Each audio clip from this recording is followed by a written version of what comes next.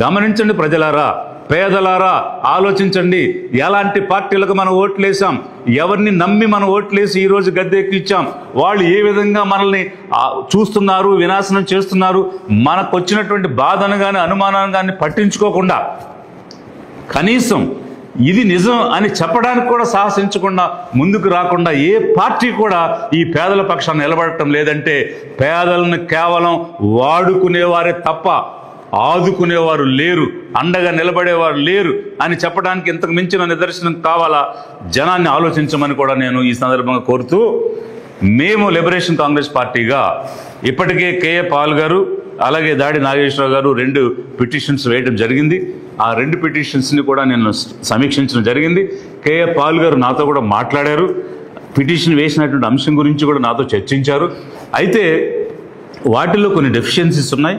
అది post mortem రాకముందు వేసినటువంటి పిటిషన్స్ కాబట్టి ఇంకా కొన్ని అంశాలు దానిలో ప్రస్తావించాల్సినవి మిస్ అయి ఉన్నాయి. అందుకనే liberation Congress party PM report వచ్చిన తర్వాత ఉన్నటువంటి డెవలప్మెంట్స్ అన్నింటినీ కూడా పరిగణలోకి తీసుకుని ఒక పగడ్బందీగా ఎందుకు జరిగింది, ఏమి జరిగి ఉండొచ్చు, కాబట్టి దీనిలో ఏ విధంగా న్యాయం జరగడానికి, నిజం నిగ్గు తేల్చడానికి ఏం చేయాలనేటువంటిది మేము జ్యుడిషియరీని అప్రోచ్ అవుతాము. తప్పకుండా కోర్టు ద్వారా పబ్లిక్ ఇంట్రెస్ట్ లిటిగేషన్ ద్వారా ఈ అంశాన్ని వెలికి తీయటం అనేటువంటిది ఒకవైపు అయితే, సమాజంలో ఉన్నటువంటి పేద వర్గాలలో సంఘాలలో ఉన్నటువంటి పెద్దలందరినీ కూడా కలుపుకొని ఒక జాయింట్ యాక్షన్ కమిటీ లాంటిది ఏర్పాటు చేసుకుని ఒక నిజ నిర్ధారణ ఫ్యాక్ట్ ఫైండింగ్ అనేటువంటిది కూడా చేసి రాబోయేటువంటి రోజుల్లో ఏది వాస్తవం ఏది అవాస్తవం, ఎవరు నిజం ఎవరు అబద్ధం, ఎవరు వాడుకుంటున్నారు ఎవరు దోచుకుంటున్నారు ఎవరు దోపిడీ చేస్తున్నారు అనేటువంటి అంశాలన్నింటినీ కూడా ప్రజల ముందుకు తీసుకొస్తామని చెప్పేసి తెలియజేస్తున్నాను. ఒక ఐజీ లెవెల్లో ఉండి కూడా మాట్లాడొద్దు, ప్రచారం చేయొద్దు అని గట్టిగా వార్నింగ్లు ఇస్తున్నారు. అంటే దేని సంకేతం ఆ వార్నింగ్?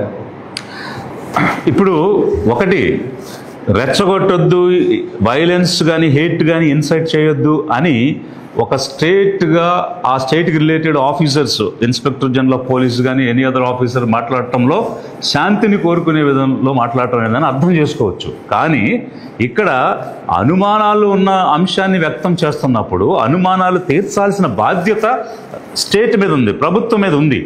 అలాంటిది తీర్చడం మానేసి నువ్వు మాట్లాడొద్దని నోరు నొక్కేయడం అనేది ఒక ఫ్యాసిజంని, ఒక డిక్టేటర్షిప్ని చూపిస్తుంది తప్ప అది ప్రజాస్వామ్యాన్ని చూపించడం లేదు. కాబట్టి మాట్లాడే హక్కు రాజ్యాంగం ఇచ్చింది, స్వేచ్ఛ రాజ్యాంగం ఇచ్చింది, సమానత్వం రాజ్యాంగం ఇచ్చింది. ఖచ్చితంగా మాట్లాడనివ్వాలి, ప్రజల నిరసన తెలియజేయనివ్వాలి.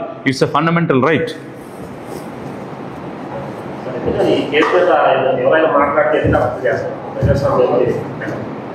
That's what I'm saying.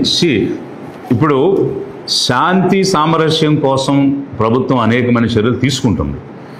అది it's prerogative of the state.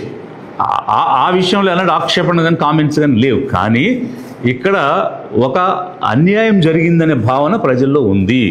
చనిపోయినటువంటి వ్యక్తి సామాన్య వ్యక్తి కాదు, ప్రజలకు సంబంధించిన వ్యక్తి అనేది మొదటిది. అయితే రెండవది, అది యాక్సిడెంట్ అని డిక్లేర్ చేయడంలో ఎవరికి కూడా కన్విన్స్ అయ్యేటువంటి పరిస్థితి లేదు. అందువల్ల ఉన్న అనుమానాలు లేవనెత్తుతారు, అడుగుతారు, ప్రశ్నిస్తారు. ప్రశ్నించడం, ప్రజాస్వామ్యం అంటేనే ప్రశ్నించడం. సో ప్రశ్నించే వ్యక్తులకు సమాధానం చెప్పాల్సిన బాధ్యత రాష్ట్ర ప్రభుత్వానికి ఉంది. అలాంటి అనుమానాలు రాకుండా ప్రాపర్గా ఇన్వెస్టిగేట్ చేస్తుంటే అసలు ప్రశ్నలే తలెత్తావు. మేము అనేకమైన ప్రశ్నలు చెప్పాము, ఈరోజు అనేకమైన ప్రశ్నలు అడుగుతున్నాం, దేనికి సమాధానం రాలేదు. రానప్పుడు అనేకమైనటువంటి క్వశ్చన్స్ రావడం సహజంగా జరుగుద్ది డెమోక్రసీలో. It's state's responsibility to dispel the doubts.